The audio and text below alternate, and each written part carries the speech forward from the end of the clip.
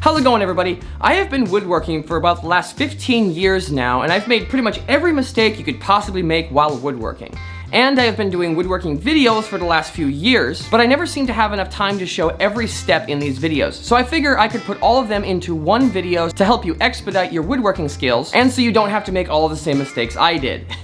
Before we get started, go ahead and take the 10mm socket out of the like button's toolbox and just throw it away, and click subscribe so you don't miss any of my future content. Number 1, understanding your reference edge. I would say that one of the biggest misunderstandings that people have about the table saw is that its job is to cut perfectly straight lines, but this isn't exactly true. The reality is that there are two things you need to make a straight cut on a table saw: a perfectly straight fence that is parallel to the blade, and a perfectly flat reference on the board. If your board is longer than the fence and it has a bow in it, it will cause the piece to curve as you push it against the fence, giving you a curved cut. There are a lot of different ways to solve this, like a table saw sled or my favorite, which is the jointer, but those are videos for another time. If you simply understand the concept before you make that first cut, you'll be able to find a way to mitigate it before it even happens. Number 2, always pre-drill. One of the most common reasons projects fall apart or get wobbly over time is the type of joinery used. You can often get away with simply putting screws in your project to hold them together, but if you're cracking the wood as you're putting the screw in, then it won't stay tight forever. The absolute easiest way to solve this is to drill an undersized hole in the board so the screw doesn't displace as much material. This will make a world of difference in the longevity of your projects. Number 3, understanding kerf cutting.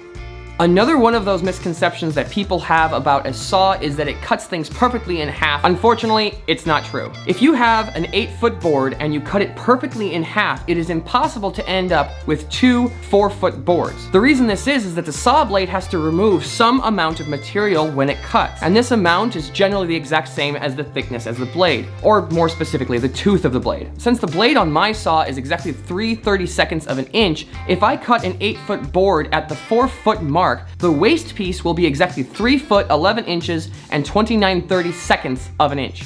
So plan accordingly. You don't want your boards to end up too short. Number 4, warped lumber.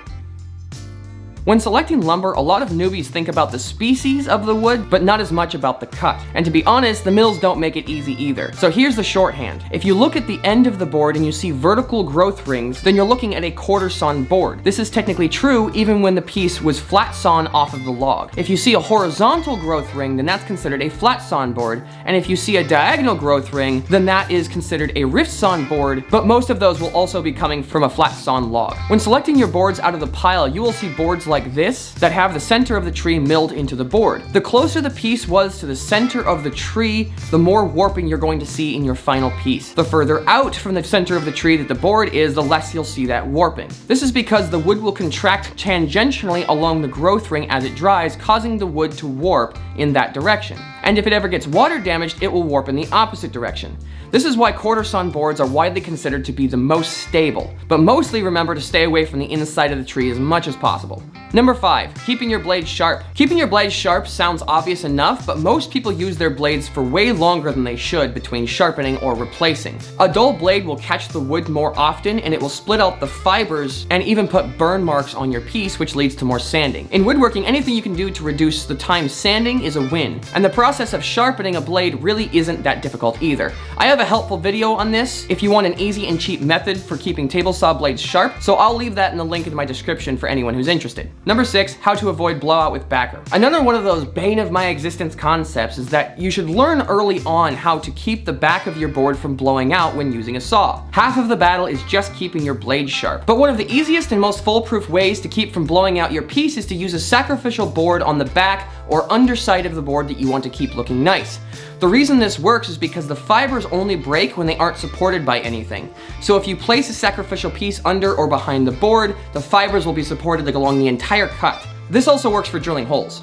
Number 7, putting a finish on with dust in the air. One of the worst things that can happen to a project is messing up the finish. Whenever you make something out of wood, there will undoubtedly be dust in the air, and if you kick up any dust while putting on the finish, dust will integrate itself into your finish, essentially ruining it. The easiest way to solve this is to get something like an air cleaner. I made this one in an earlier video, and I'll link that in the description for anyone who's interested. It's basically just an old box fan with a furnace filter built in. But if you prefer to buy one, I'll link that in the description as well. Number 8, leaving cracks unfilled leads to a bad finish. This one happens to me a lot since I'm usually using cheap warped boards. When you assemble a project, it will often have tiny gaps that will show up 10 times worse after you put the stain on. So the easiest way to solve this is to fill any of the cracks before you start the staining process. One of my favorite methods is to put glue in the crack and pack it with sawdust and then blow off the excess. Then you just keep repeating those steps until the crack is completely filled. Keep in mind this process works best when working with something like a gel stain since it allows you to look through the top coat instead of only staining the wood itself. The sawdust and glue will not accept an oil stain, so I've completely stopped using them. Number 9. One project at a time. I used to be notorious for starting about 10 projects and never finishing a single one. The worst part is when you decide to use a board from another unfinished project to start a new one. Please, for the love of God, only do one project at a time, unless under an extreme circumstance. One of the things I love about woodworking is it can teach you about things like patience and perseverance, which actually brings me to my last tip, and this is a good one. Number 10, slow down and expect mistakes.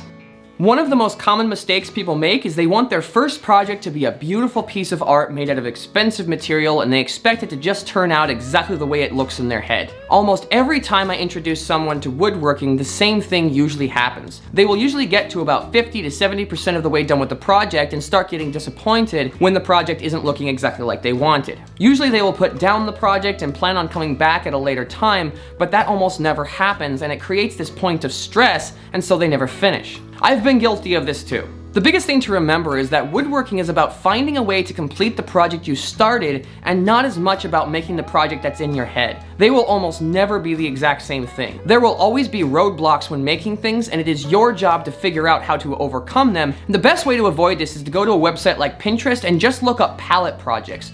There are so many great ideas on there, and the cool thing about a palette project is it's a rustic project. So if you screw it up, it won't be as noticeable.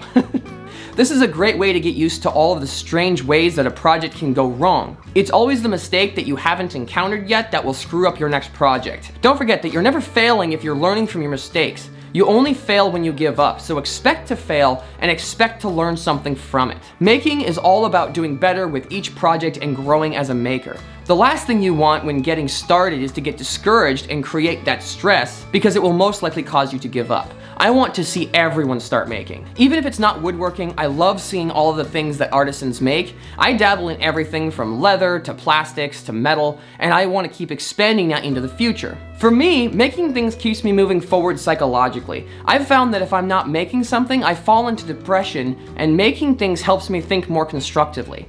I think this is why people always say that everyone needs a hobby. That's actually the reason I started this channel originally, partly to keep me moving forward, but also to try and help others get started as well. If this channel helps just one person start making, then that would make all of this worth it for me. Well, thank you all for listening, and I hope this helps some of you. If you could do me a favor and click the thumbs up button, that would help out my channel a lot, and hit the subscribe button if you aren't subscribed already. Well, thank you all for watching. Catch y'all next time. Go make something.